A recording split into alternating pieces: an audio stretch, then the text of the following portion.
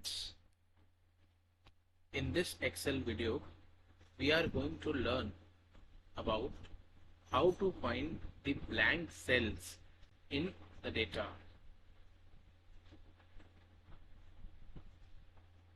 We are moving to our data and understanding the concept. Sometimes we have certain blank cells in our data which are to be found out and selected, and data is to be entered in those cells.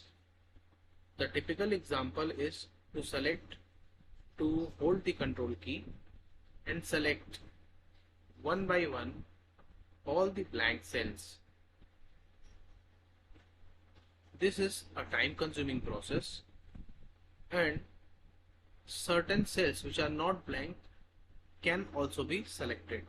So in order to avoid such situations and to promptly select all the blank cells, we have a shortcut to this method. Firstly, select the entire range of data, then press Ctrl and G. A dialog box will appear.